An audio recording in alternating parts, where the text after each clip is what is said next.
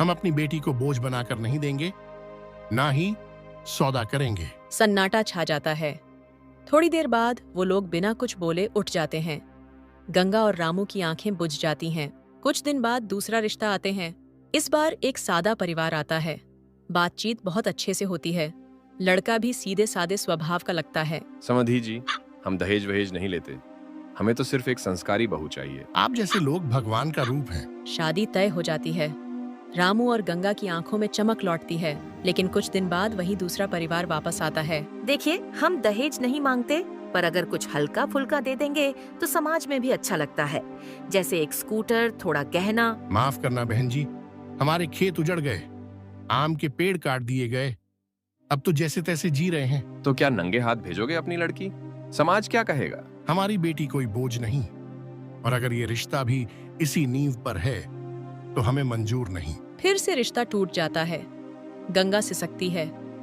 रामू चुपचाप आंगन में बैठा है, आंखें आकाश की ओर, जैसे पूछ रहा हो भगवान से, क्यों हर बार मैं ही टूटता हूँ। कुछ सप्ताह बीत जाने के बाद तेज धूप, बगीचे में सूखे पत्ते उड़ रहे हैं। रामलाल थके कदमों से चलता हुआ आता है। उसके कंधे झुके हुए, चेहरे पर थकान और चिंता। हाथ में एक फटी पुरानी मटकी है। वह पेड़ के नीचे बैठ जाता है। हे भगवान, तू कितनी परीक्षा लेगा? कभी बाढ़, कभी सूखा, कभी पड़ोसी की जलन, तो कभी गांव वालों की ताने। अब तो बेटी की शादी भी टूट गई, मैं क्या करूं? उसके गालों पर 2 आंसू बह जाते हैं। वह ऊपर आसमान की तरफ देखता है। मैंने किसी का बुरा नहीं किया, फिर भी हर दिन सजा सी लगती है। क्या गरीब का भाग्य ही गंदगी में लिखा होता है? तभी दूर से एक बूढ़े साधु बाबा आते हैं। उनकी चाल थकी हुई, कपड़े धूल भरे, पर चेहरा तेजस्वी। बेटा, बहुत दूर से आ रहा हूँ, प्यास ने हलक जला दिया है, क्या थोड़ा पानी मिलेगा? रामलाल इधर उधर देखता है, फिर अपनी मटकी की तरफ देखता है। मटकी में थोड़ा ही पानी है। वह बिना सोच समझे वह पानी बाबा को दे देता है। बाबा, ये मेरे पास आखिरी पानी है, लेकिन आप मेरे गुरु समान हैं, आपकी सेवा करना सौभाग्य है। बाबा पानी पीते हैं, आंखें बंद करके सुकून से सांस लेते हैं। फिर मटकी रामलाल को लौटाते हैं। तूने दिल से सेवा की है, इसीलिए तुझे आशीर्वाद मिलेगा। बाबा झोले से एक लकड़ी का पुराना पर चमकता बक्सा निकालते हैं। इसमें कुछ ऐसा है जो तेरी किस्मत बदल देगा, मगर याद रख बेटा, इसका इस्तेमाल किसी बुराई के लिए मत करना। ईमानदारी और नेक दिल ही इसका असली ताला है। यह कहकर बाबा हवा में विलीन हो जाते हैं। पत्ते उड़ते हैं और आसपास का वातावरण शांत हो जाता है। रामलाल घर पहुंचता है। उसकी पत्नी गंगा चूल्हे पर रोटियां सेंक रही होती है। घर मिट्टी का, टूटा फूटा, लेकिन साफ सुथरा है। गंगा, देख, ये बक्सा एक बाबा ने दिया, बोले किस्मत बदल देगा। कहीं कोई छल तो नहीं? अब तक जितनी ठोकरें खाई हैं, विश्वास उठ गया है। मैंने आज अपना आखिरी पानी भी दे दिया, बस ये सोचकर कि शायद किसी की प्यास बुझ जाए, और देखो, भगवान ने शायद मेरी विनती सुन ली। तब दिखाओ इसमें है क्या रामू। वे बक्सा खोलते हैं। अंदर से निकलते हैं पुराने सिक्के, एक जमीन का दस्तावेज और एक चिट्ठी। चिट्ठी पर लिखा है, नेकी का फल वक्त पर मिलेगा। दोनों की आंखों में आंसू भर आते हैं। सुनते थे भगवान सब देखता है, आज महसूस हो रहा है तेरी सच्चाई ने सब बदल दिया रामू। रामलाल ने चंदू के साथ मिलकर पुराने सोने के सिक्के बेचे। उस धन से उन्होंने न सिर्फ एक सुंदर और आलीशान घर बनाया, बल्कि एक हरा भरा आम का बगीचा भी खरीदा।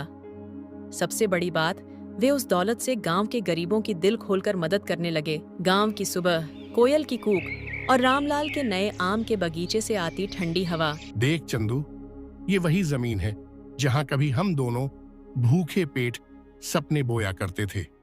आज यहाँ आम के पेड़ हैं और हर शाख से मुस्कान झूल रही है। रामलाल भाई, वो सिक्के तो बस एक जरिया थे, असली दौलत तो ये सुकून है कि अब कोई भूखा नहीं सोएगा इस गांव में। गांव के कुछ बुजुर्ग और नौजवान पेड़ के नीचे बैठे हैं। चारों ओर हल्की धूप और पक्षियों की चहचहाहट है। रामू ने तो कमाल कर दिया रे, इतने साल मेहनत की, अब देखो आम का बगीचा, नया घर और हर महीने गरीबों को राशन देता है। सच कहते हो काका, उसका दिल बहुत बड़ा है। गांव के चाय के दुकान पर कुछ हिंसाखोर रामू की बुराइयां करते हैं। अरे क्या कमाल कर दिया, सोने के सिक्के मिल गए। बस किस्मत खुली, मेहनत कहाँ की। अब तो ऐसे दिखाता है जैसे भगवान का दूसरा रूप है। कुछ थोड़ा धन आ गए क्या? अपने आप को मददगार समझने लगा है। ऐसा धन जैसे आते हैं वैसे ही चले जाते हैं। ये कोई काम के नहीं होता। कुछ लोग मिठाई लेकर रामू से मिलने आते हैं। बेटा, जो तू कर रहा है वो आज के जमाने में कोई नहीं करता। गरीबों को देखकर तुझे चैन नहीं आता, यही तेरा बड़प्पन है। भैया, मैंने अपनी जिंदगी के कई साल गरीबी में गुजारे हैं, इसलिए मैं उस दर्द को महसूस करता हूं जो खाली थाली और भीगे तकिए में छुपा होता है। मैं जानता हूं कि गरीबी कैसी होती है, बहुत करीब से, बहुत गहराई से। रामू अकेला सोच में डूबा है। आसमान में चांद है। कुछ लोग मेरे नाम पर जले हुए हैं, लेकिन मैं जानता हूं जहां दीप जलता है वहां अंधेरा भी जलता है। मैं रोशनी फैलाऊंगा, चाहे कोई कुछ भी कहे। खेतों में हरियाली, बगीचे में ढेर सारे आम लटक रहे हैं। गांव के व्यापारी आम खरीदने आ रहे हैं। घर में सफेदी हो रही है। बेटी की शादी तय हो रही है। जिसका घर टूटने को था, आज वहीं से ढोल बज रहे हैं। बिना दहेज की शादी आजकल ऐसा कौन करता है? हाँ, देखो जरा, रामू की औकात पहले तो गरीब थे, अब तो थोड़ा बहुत है, फिर भी बिना दहेज की शादी रचाई है, जैसे कोई महारानी ब्याह के जा रही हो। अगर मेरे बेटे से होती ना ये शादी, तो मैं एक बर्तन तक बिना दहेज के न देती। औरत की इज्जत दहेज से होती है, फटेहाल सपने दिखाकर नहीं। बेटी का विवाह हो जाती है और रामलाल और गंगा की आंखों में संतोष और आंसू हैं। तेरे ब्याह में दहेज नहीं दिया तो क्या हुआ? अपने पिता को कमजोर मत समझ, पर तुझे एक अच्छा इंसान दे पाया, बस अब मेरे जीवन का मकसद पूरा हुआ। पिताजी, आपके होने से ही मेरी दुनिया रोशन है। आपके साथ से बढ़कर मुझे कोई और दौलत नहीं चाहिए। बस आप और माँ साथ में चंदू चाचा जी रहे, यही काफी है। ये बात सुनकर रामू के आंख में आंसू आ जाते हैं। कुछ दिन बीत जाने के बाद रामलाल और गंगा साथ में चंदू बगीचे में बैठे होते हैं। गंगा एक लोटा पानी क्या था? शायद मेरी सच्चाई की आखिरी बूंद थी, जिसे भगवान ने पहचान लिया। जो दूसरे को कुछ दिल खोल कर देते हैं, भगवान उसे बहुत बहुत देते हैं। चंदू मुस्कुराते हुए बोलता है, कभी किसी भूखे की थाली भर के देख, कभी किसी प्यासे को पानी देकर मुस्कुराहट चुरा कर देख। तेरा दिल बोलेगा यही असली दौलत है जो देता है दिल खोलकर। उसे कमी कभी नहीं होती, क्योंकि देने वाले के दर पर ऊपर वाला भी झोली भरता है। जो दूसरों को दिल खोलकर देता है, भगवान उसे बहुत बहुत देता है। प्यासे को पानी देना छोटा काम लग सकता है, लेकिन अगर दिल से किया जाए तो वो ही बन जाता है भगवान की परीक्षा। रामलाल ने परीक्षा पास की और जीवन ने उसे इनाम दे दिया। बेटी की मुस्कान, बगीचे की हरियाली और घर की रोशनी।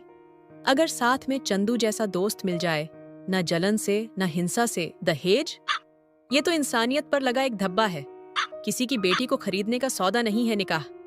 धर्मों में कहता है बेटी रहमत होती है, बोझ नहीं। और तुम हो कि उसे बोझ समझकर दाम मांगते हो। शर्म आनी चाहिए ऐसे रिवाजों पर, जिनमें औरत की इज्जत पैसों के तराजू पर तौली जाती है। इसीलिए समाज से दहेज हटाओ और बेटी बचाओ। याद रखो, नेकी का फल देर से मिलता है, पर जब मिलता है तो हर दुख मिटा देता है। जो अच्छा करेगा वो बक्सा उसे जरूर मिलेगा, कभी किसी साधु के हाथों, कभी किसी अनजानी दुआ में। रामू की तरह जो भी इंसान ईमानदारी से मेहनत करता है, भले ही उसे शुरुआत में थकावट, ताने या तंगहाली मिले, पर वक्त एक दिन जरूर बदलता है। याद रखो दोस्तों, झूठ और शॉर्टकट से मिली सफलता थोड़ी देर की होती है, लेकिन मेहनत और सच्चाई से मिली सफलता उम्र भर साथ निभाती है। अगर आज तुम खेत, दुकान, स्कूल या किसी भी जगह पर सच्चाई से लगे हो, तो समझो कल तुम्हारा है। सीख मिली तो बात बन गई, हंसी आई तो जान में जान गई। रामू की मेहनत ने ये सिखाया है, सच्चाई का फल देर से पर मीठा आता है। ईमानदारी की राह कठिन सही, मगर